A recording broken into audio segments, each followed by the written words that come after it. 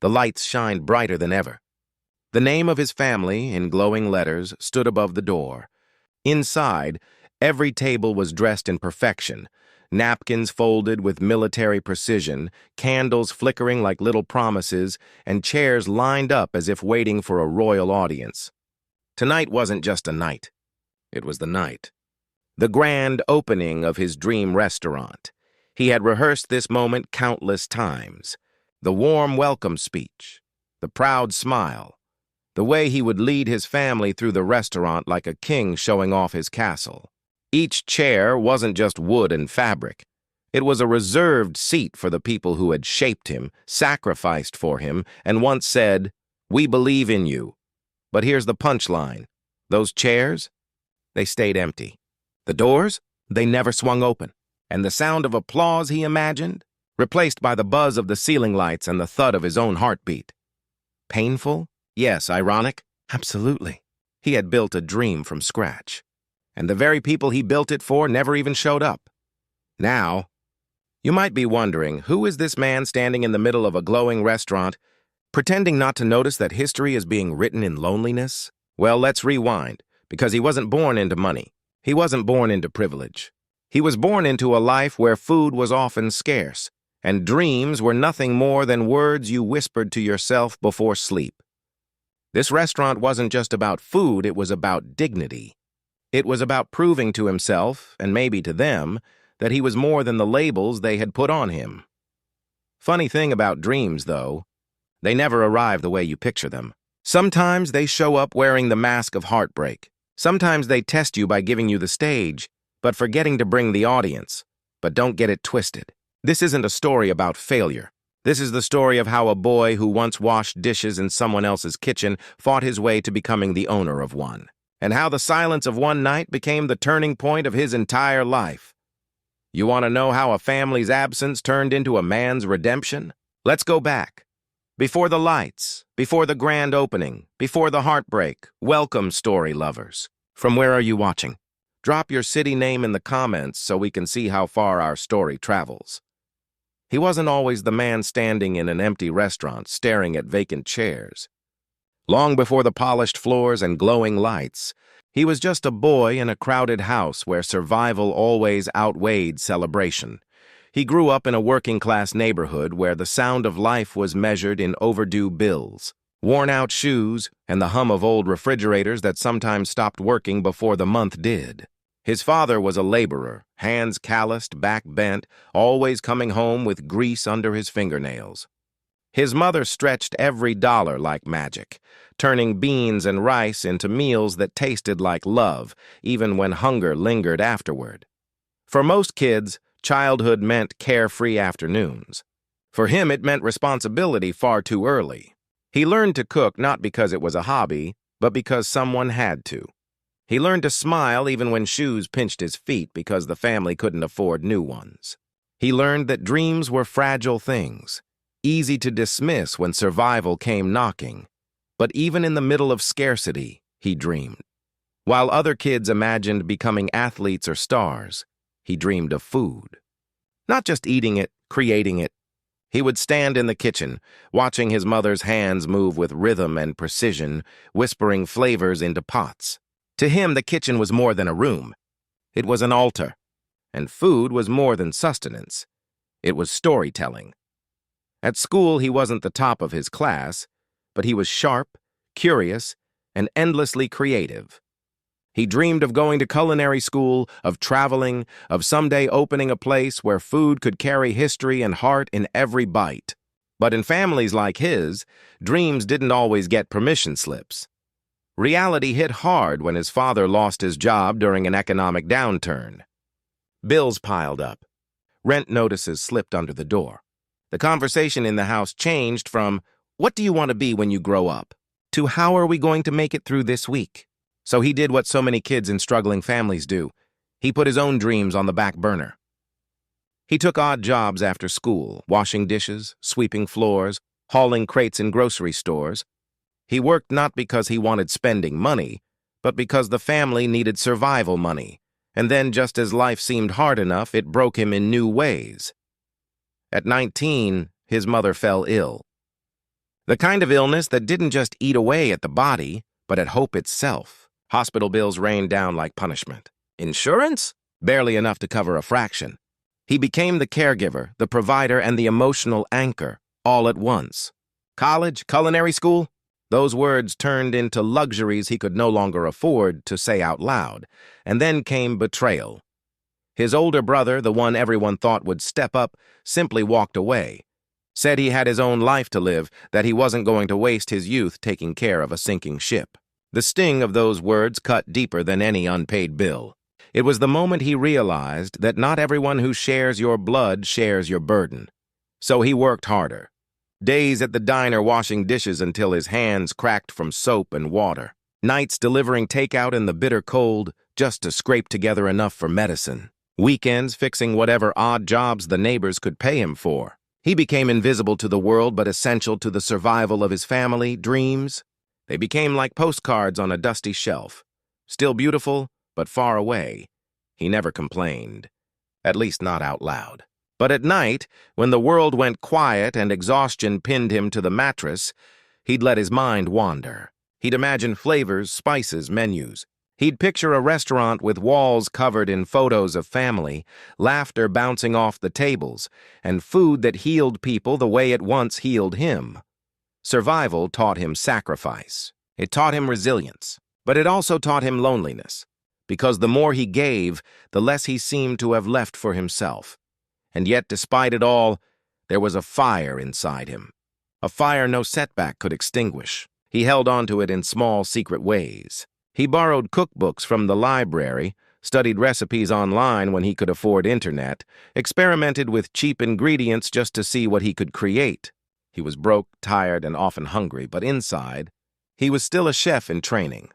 One day, after a double shift, he found himself sitting alone on a bus holding a brown paper bag with leftovers a kind cook had given him.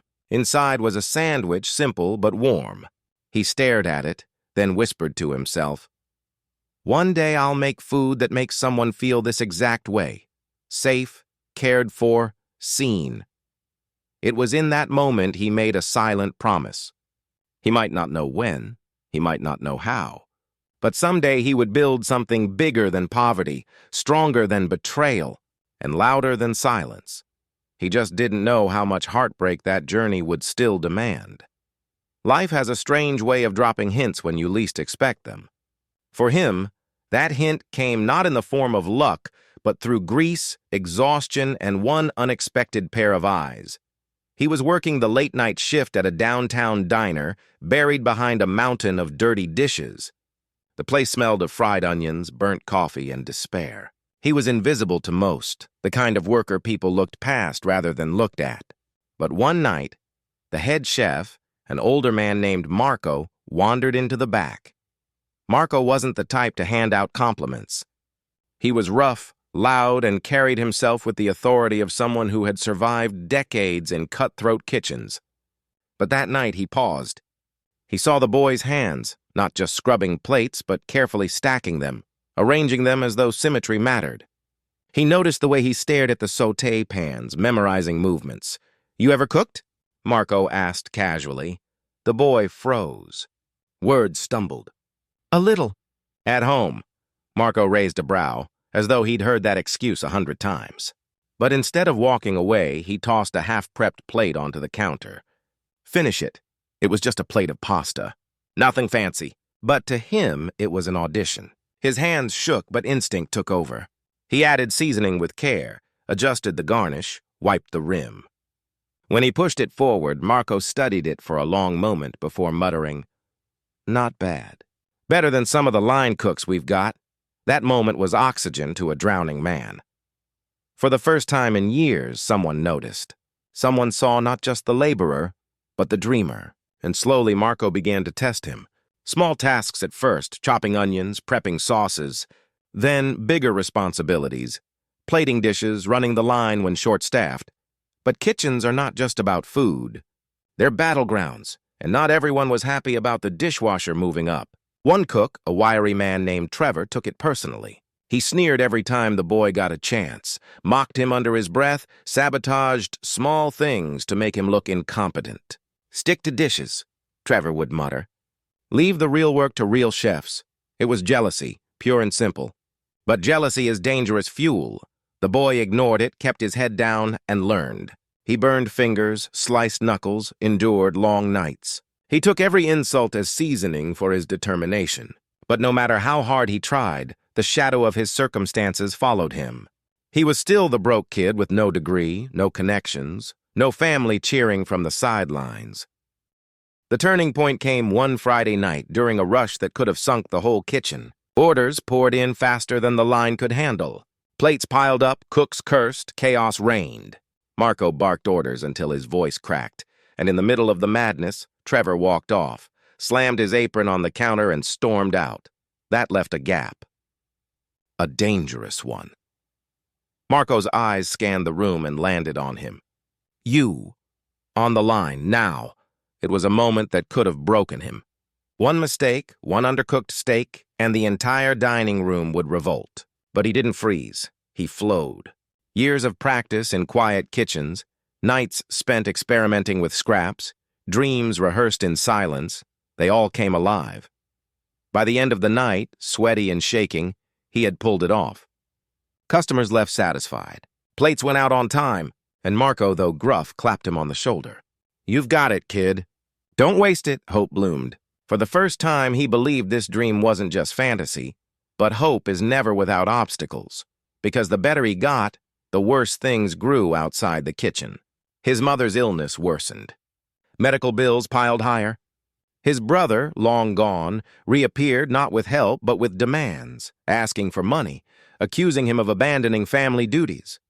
And every paycheck seemed to vanish before it even touched his hands. The ethical dilemma grew louder.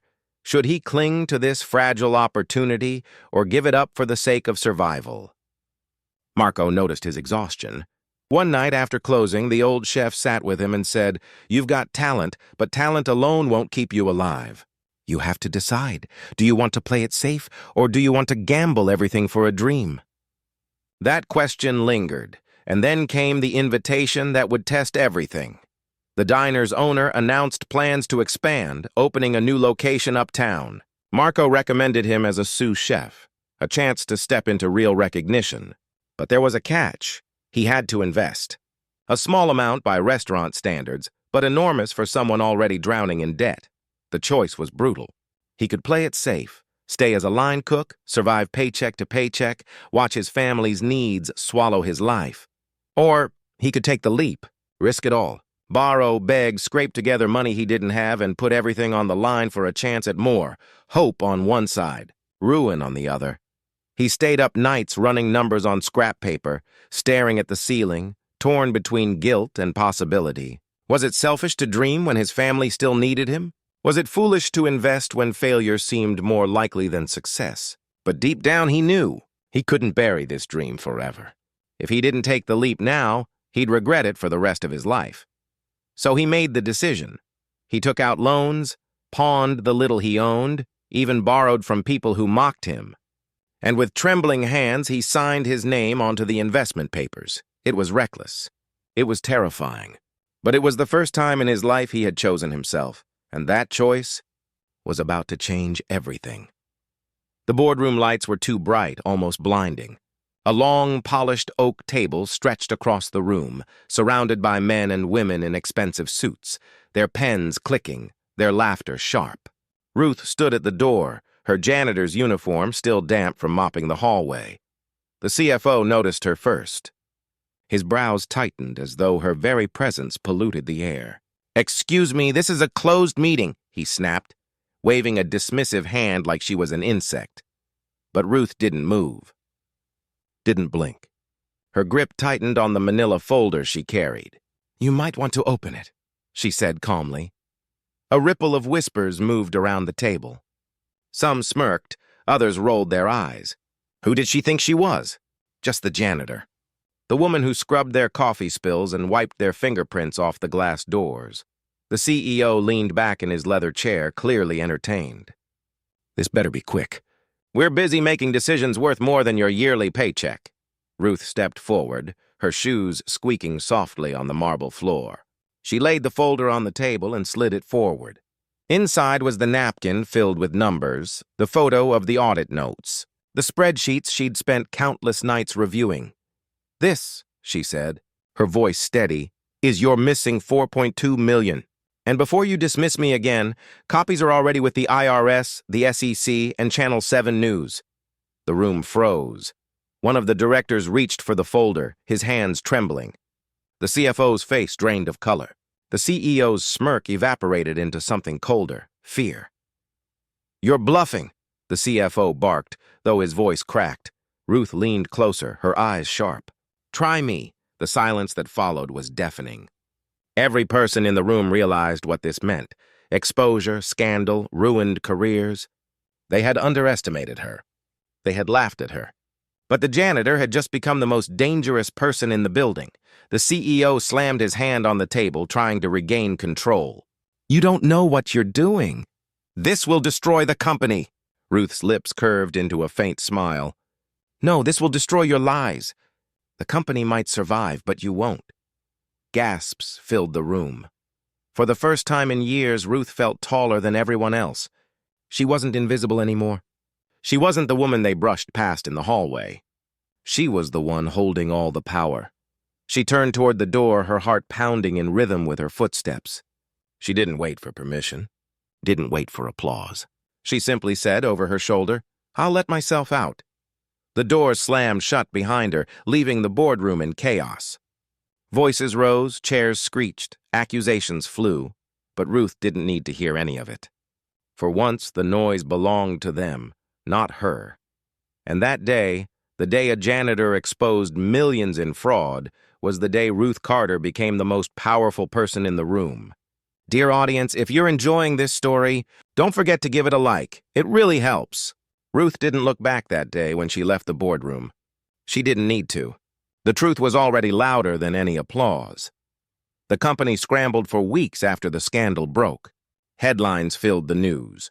$4.2 million fraud exposed by a janitor. Commentators debated her courage, some praising, some doubting. But Ruth? She stayed silent. She had already said everything that needed to be said. The executives tried to save face. They offered her a corner office, a new title, even a six-figure salary. But Ruth declined with a quiet grace. "I didn't fight to sit in your chair," she told them. "I fought to build my own table," and she did. With her whistleblower settlement, Ruth started a small forensic consulting firm out of her modest two-bedroom apartment.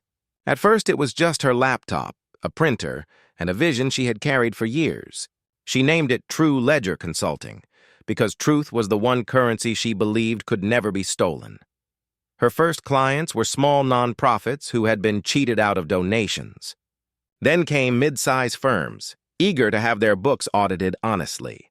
Within 3 years, Ruth's reputation spread so far that even Fortune 500 companies began to call. The same corporations that once ignored her now paid 6 figures just for her insight. But Ruth didn't forget where she came from. She started a scholarship program for single mothers who wanted to study accounting. Every month, she held free weekend workshops, teaching women how to read financial statements, how to budget, how to protect themselves from predatory loans.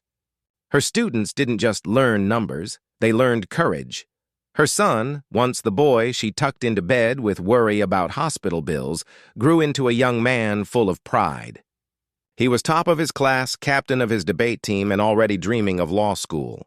When he introduced her at his graduation ceremony as the strongest woman I know, there wasn't a dry eye in the auditorium. Ruth's family, the same ones who once doubted her, now told her story at gatherings with awe. "Did you hear?" They'd whisper proudly, "Ruth Carter, the janitor who became a giant." But Ruth never chased recognition. She didn't buy a mansion, didn't drive a luxury car. She still lived in the same neighborhood, still waved to the same neighbors. Her wealth wasn't measured in dollars, it was measured in dignity, in the women she lifted, in the son who looked at her like a hero. Sometimes, late at night, she would sit by her window with a cup of tea, the city lights reflecting in her eyes. She thought of the girl she once was, the honors student who shelved her dreams, the single mother who stretched $20 into a week, the janitor who was invisible. That girl had been bruised, but she had never been broken. And now, she was undeniable. The boardrooms she entered today were different. People didn't laugh when she walked in. They leaned forward. They listened. Because Ruth had proven something greater than numbers, she had proven that power doesn't come from titles or suits. It comes from truth, courage, and the refusal to stay silent. Her journey became more than her own. It became a roadmap for others who had been overlooked, dismissed, or underestimated. Every woman who walked into her office left a little taller, a little braver, because Ruth's story reminded them invisibility is not destiny. In the end, Ruth found peace not in revenge, but in redemption. She had rewritten her narrative, not as a victim, but as a victor. And when asked years later what her proudest moment was, she didn't mention the scandal or the firm, or even the millions she earned. She simply smiled and said, "My proudest moment was proving to myself that I was never small. The world just took too long to notice." Thanks for watching. Subscribe to our channel for more powerful stories every week. They once dismissed Ruth as just a janitor, but titles never told her story, because long before she uncovered million-dollar frauds, she was already cleaning up the silent chaos of her own life. Late bills, broken promises, a child who needed her more than anyone else in the world. She carried those invisible battles with quiet strength, the kind the world rarely applauds but desperately depends on, and that's what makes her story unforgettable. Ruth teaches us that perseverance doesn't always roar. Sometimes it whispers. Sometimes it shows up with tired eyes and work-worn hands, yet still refuses to quit. Her journey is a reminder that dignity is not given, it's claimed. That courage isn't about never being afraid, it's about acting even when your knees are shaking. And that redemption doesn't come in the form of applause or promotions. It comes when you finally stand in the truth of who you are. Think about it. How many people have you passed by without a second glance? A cashier, a bus driver, a janitor sweeping floors. What if behind their quiet exterior lived the kind of brilliance, grit, and potential the world is starving for? What if invisibility was never weakness but preparation? Ruth proved that the underestimated can become the unforgettable, and here's the twist. Years later, a young woman from her scholarship program, once a single mom herself, stood on stage receiving an award for excellence in corporate auditing. The host introduced her with tears in his eyes, and she credits her success to one name, Ruth Carter. In that moment, Ruth's legacy wasn't just in numbers balanced or frauds exposed, it was in lives rebuilt, in women who dared to dream again because she showed them how.